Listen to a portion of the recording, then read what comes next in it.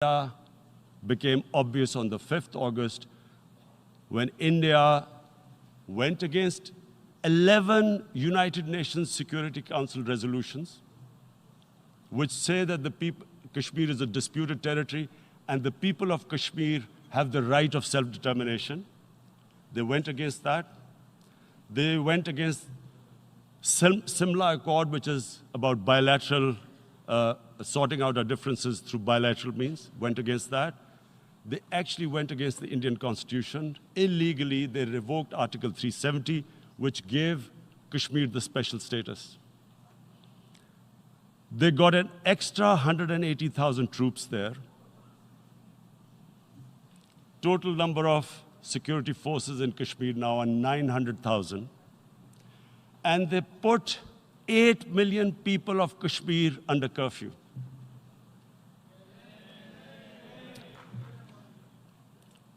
Mr. President, now I just briefly want to make the people understand, how can anyone do something like this? And for that, I have to explain to you what is RSS. RSS, Mr. Narendra Modi is a life member of RSS. RSS was an organization that was inspired by Adolf Hitler and Mussolini, came about in 1925. They believed in racial purity, racial superiority. They also believed they were an Aryan race like the Nazi believed they were an Aryan race. All that I'm saying can be verified. This is the time of information revolution. You can Google all this, what I'm saying. But it is very important for me to explain this to you so you know what is happening in India. This RSS believed in the ethnic cleansing of Muslims from India. At one point, there was racial superiority of the Hindu race. Secondly, it was hatred for the Muslims and for the Christians, because they believed that this golden age of Hindu civilization was stopped because of Muslim rule centuries back and then the British rule of India. So it was racial superiority and hatred for Muslims and Christians. This is openly stated. You look at the founding fathers of RSS, Golwalkar and Savarkar. Just Google them and you'll find out. And this ideology of hate is what murdered the great Mahatma Gandhi in 1948. It was this ideology of hate that made Narendra Modi in 2002 do a pogrom against Muslims in Gujarat when he was the chief minister. He allowed 3 days for these RSS goons who were inspired by the Hitler brown shirts. They actually wear brown shirts. This RSS, the Congress Home Minister gave a statement that in RSS camps, terrorists are being trained. And these terrorists butchered 2,000 Muslims and 150,000 Muslims were made homeless. Narendra Modi could not travel to the US because of that. And I need to make you understand this background before I explain to you that what sort of a mindset would lay siege to 8 million people with 900,000 troops. Women, children, sick people, locked in as animals. In fact, of what I know of England, if 8 million animals were locked in, the RSPCA would have made a lot of noise about it. These are human beings.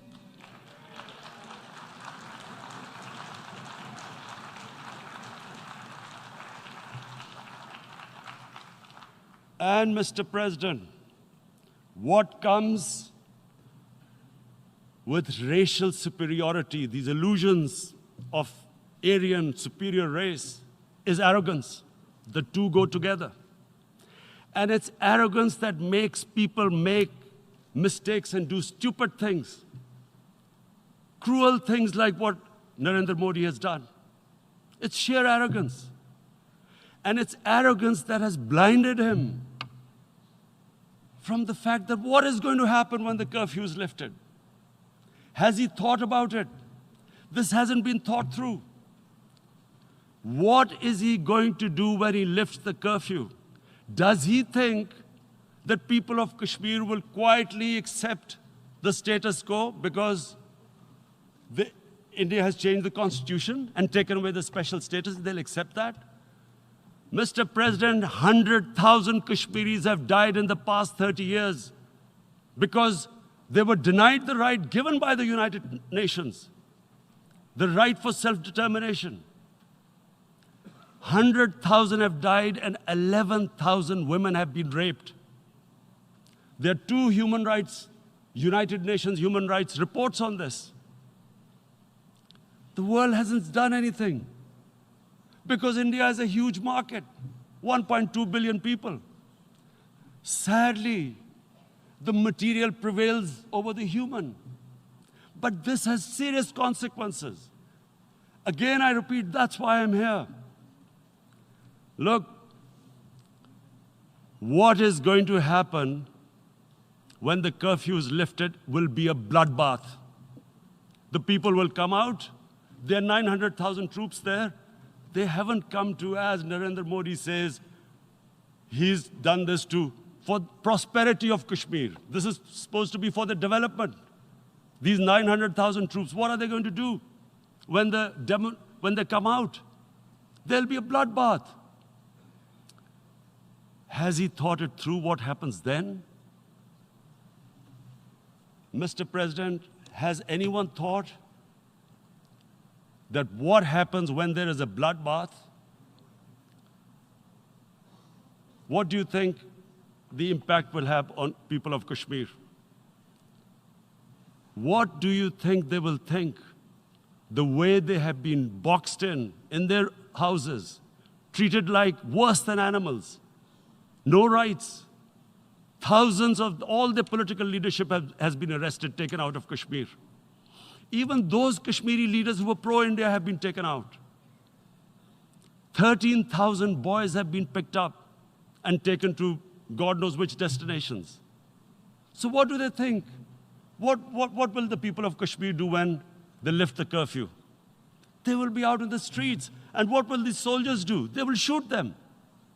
They've already used pellet guns, blinded young boys.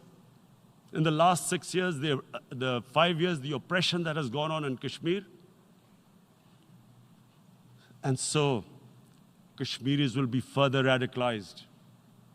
Mr. President, there will be another Pulwama. And guess what? India will blame us. They're already blaming us. They're saying all this is happening because of Pakistan. One of their defense ministers said, there are 500 terrorists lined up on the border to go in.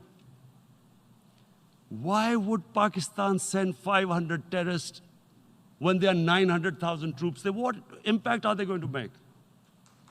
What will they do? And why would? Don't we know that the moment there is some terrorist attack, all that will happen is there'll be further cruelty and oppression of the people of Kashmir. We will just give the 900,000 troops to further crush the people of Kashmir. And then we'll give the Indian government an excuse that, look, Pakistan is a terrorist state, and this mantra that has gone on, Islamic terrorism. The moment you use this catchword, Islamic terrorism, the whole world turns away. No one talks about human rights. You can do whatever you want, which is what has happened in Kashmir, because they keep using this word, Islamic terrorism. And this is what they're doing right now. What do we benefit from further increasing the cruelty on the people of Kashmir? And why would we want this? But there is no other narrative left for India. As when they lift the curfew, whatever happens, Pakistan will be blamed, and there is always a danger of another Pulwama. They might come and bomb us again, and then another cycle might start. And what does Narendra Modi think? That 180 million Muslims of India are thinking right now. Aren't they watching these Kashmiris stuck inside for 55 days they've been stuck in? Aren't they watching? What do you think? Don't you think that the Muslims will be radicalized in India? And I'm talking about 180 million people. And when they get radicalized, there will be some incident in India somewhere down the line. Again, we will be blamed. And I'm warning you right now, again, we will be blamed. And Mr. President, what about 1.3 billion Muslims who are watching this?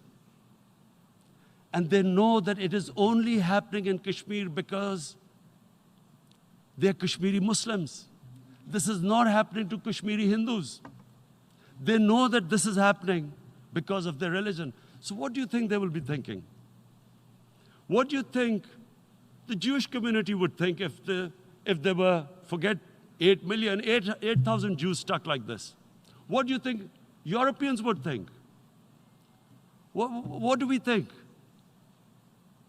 I mean, any human community, if their members are stuck like that, what do you think they will think? Are we a children of a lesser God? Is it not going to cause us pain? And then I'll tell you what will happen. People will, in the 1.3 billion Muslims, someone will pick up arms. I know we've been brought up with films, Western films. This good, decent guy doesn't get justice. He decides to pick up a gun and start seeking justice. There was a film made in New York, famous film called Death Wish. This guy gets mugged by and his family, his wife gets killed or something. He can't get justice. He picks up a gun and he goes around shooting muggers. And the whole cinema cheers him on. So what do you think the Muslims are thinking right now? If there is a bloodbath, there will be Muslims becoming radicals, not because of Islam, but because of what they will see, that there's no justice when it comes to Muslims. There were Rohingya Muslims, Myanmar, who are, God knows, almost 1 million people out, ethnic cleansing. What was the response of the world community? So what do you think will be the response of 1.3 billion Muslims? I picture myself. I'm in Kashmir. I've been locked up for 55 days.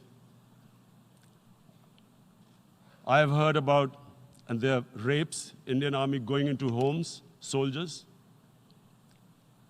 Would I want to live this humiliation? Would I want to live like that? I would pick up a gun. You're forcing people. You are forcing people into radicalization. When people lose the will to live, what is there to live for? And this is what, if you can do this to human beings, you are actually radicalizing people. And so, Mr. President, I want to repeat here, this is one of the most critical times. There will be a reaction to this. Pakistan will be blamed. 2 nuclear-armed countries will come face to face like we came in February. And before we head in that direction, the United Nations has a responsibility. This is why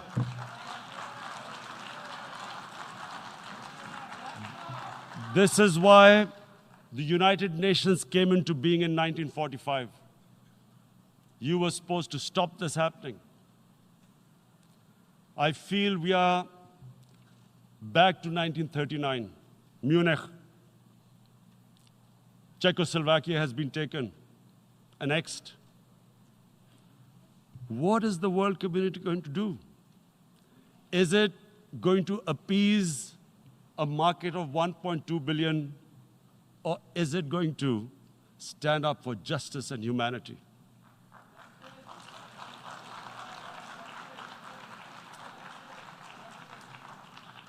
If this goes wrong, you hope for the best, but be prepared for the worst.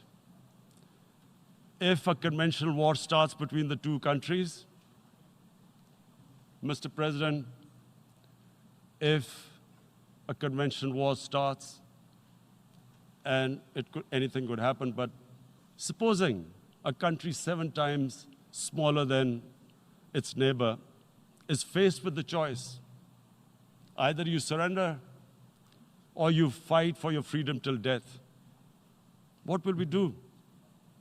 I ask myself this question. And my belief is, La ilaha illallah, there is no God but one. And we will fight. And when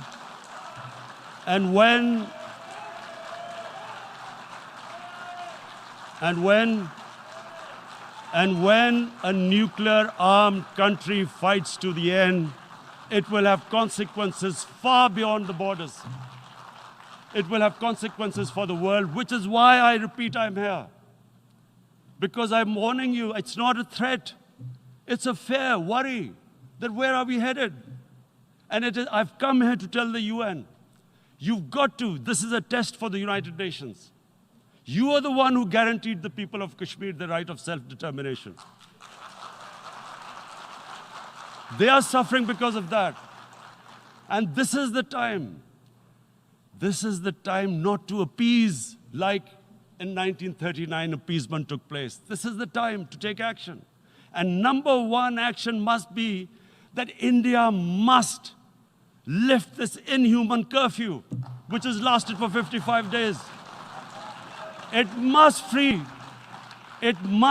all political prisoners, and especially those 13,000 boys that have been picked up. Parents don't know where they've disappeared. And then the world community must give the people of Kashmir their right of self-determination. Thank you.